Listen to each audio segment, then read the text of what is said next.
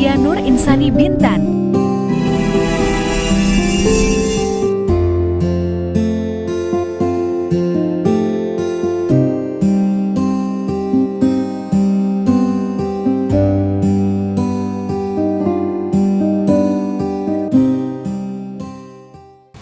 Assalamualaikum warahmatullahi wabarakatuh. Bismillahirrahmanirrahim.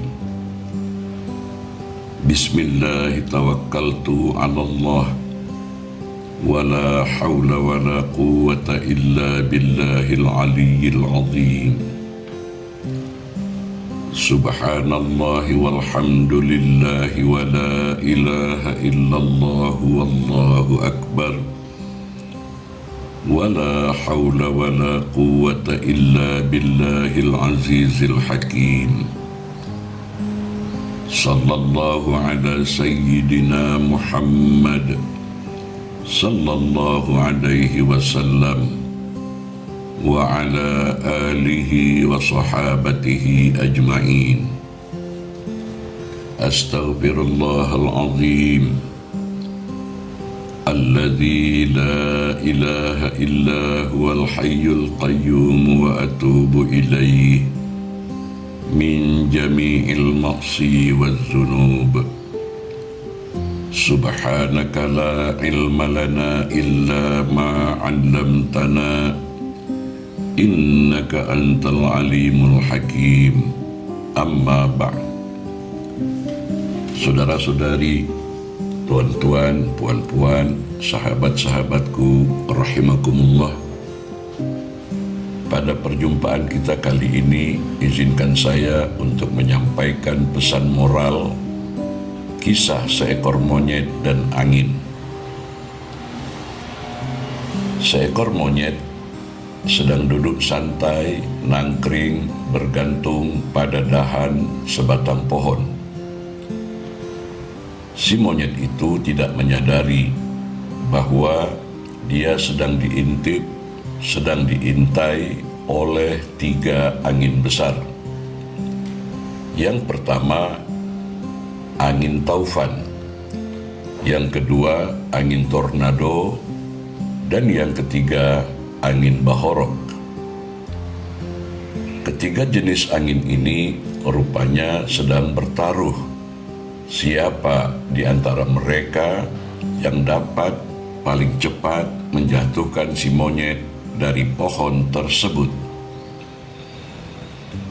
Angin taufan berkata, "Aku cuma perlu waktu 45 detik buat menjatuhkan si monyet." Angin tornado tak mau kalah. "Aku hanya memerlukan waktu 30 detik saja." Angin bahorok tersenyum mengejek angin taufan dan angin tornado dengan sombongnya. Juga tak mau kalah. "Aku hanya memerlukan waktu 15 detik. Si monyet pasti jatuh." Akhirnya, satu persatu para angin ini ingin membuktikan kehebatan mereka untuk menjatuhkan si monyet. Yang pertama, si angin taufan. Dia meniup sekencang-kencangnya, "Wush, wush." Merasa ada hembusan besar datang, si monyet langsung berpegangan pada batang pohon sekuat-kuatnya. Dan beberapa menit kemudian, ternyata si monyet tidak jatuh-jatuh. Maka si angin taufan pun menyerah. Sekarang giliran angin tornado. Wush, wush, wush. Dia tiup sekencang-kencangnya. Tapi ternyata si monyet juga tidak terjatuh. Karena kali ini si monyet lebih waspada. Dan angin tornado pun menyerah. Dan yang terakhir, angin bahorok. Meniup lebih kencang. Hush, hush, hush. Ternyata si monyet malah semakin kuat pegangannya pada pohon dan si monyet juga tidak jatuh-jatuh. Akhirnya ketiga angin besar itu menyerah dan mengakui bahwa si monyet memang jago dan handal daya tahan. Si monyet memang sangat luar biasa. Tak lama kemudian, datang si angin sepoi-sepoi. Si angin sepoi-sepoi berkata, dia mau ikut serta menjatuhkan si monyet. Keinginan si angin sepoi-sepoi ini ditertawakan oleh ketiga angin besar. Seraya berkata kepada si angin sepoi-sepoi, kami saja tak dapat menjatuhkan si monyet. Apalagi kamu, si angin sepoi-sepoi. Apalagi kekuatanmu sangatlah kecil. Si angin sepoi-sepoi pun tidak banyak bicara. Langsung meniup dengan lembut ke ubun-ubun si monyet. Huf, huf, huf. Rupanya pengaruh tiupan angin yang lembut di ubun-ubun si monyet, timbul perasaan senang dan nyaman, membuat mata si monyet kriap-kriap mengantuk. Si monyet pun tertidur dan terlelap, yang kemudian terlepaslah pegangan tangan si monyet, dan akhirnya si monyet terjatuh ke bumi. Saudara-saudari, tuan-tuan, puan-puan, sahabat-sahabatku yang dikasihi sekalian, dalam kisah ini terkandung pesan moral yang kiranya dapat kita ambil pembelajaran dalam kehidupan ini.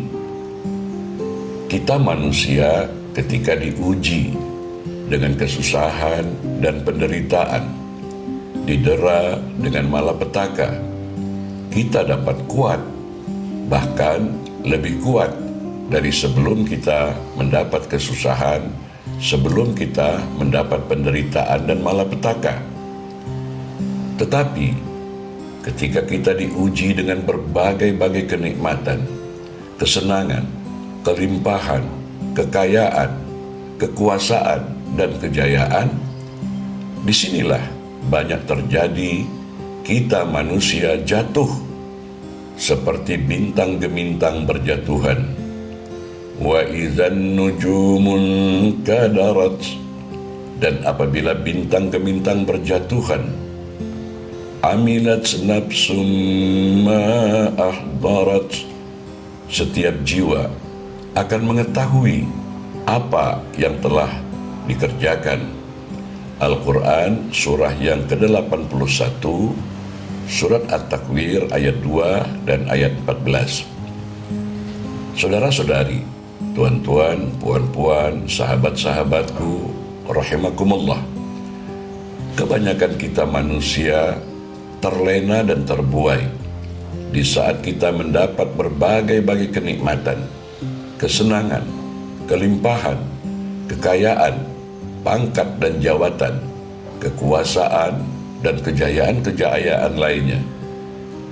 Oleh karenanya, mari kita menjalani kehidupan dengan kecerdasan akal dan kesadaran kalbu. Jangan sampai kita terlena dan terbuai.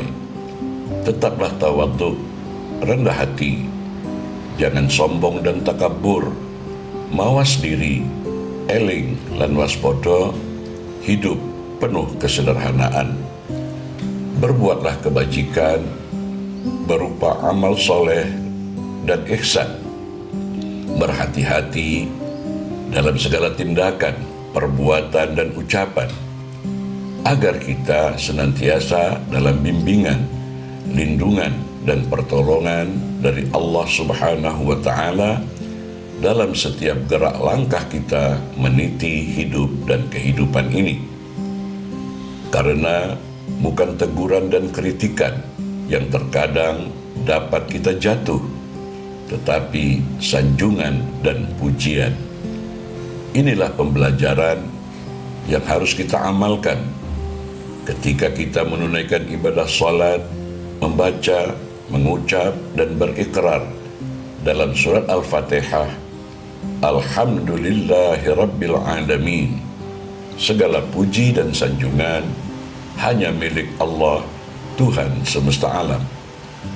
Sekian dan demikian perjumpaan kita kali ini. Semoga bermanfaat dan berkah untuk kita semua. Amin ya Arhamar Rahimin. Terima kasih di atas perhatiannya. Mohon maaf bila ada kesilapan dan kekurangan. Wallahul muwaffiq ila aqwamit thariq.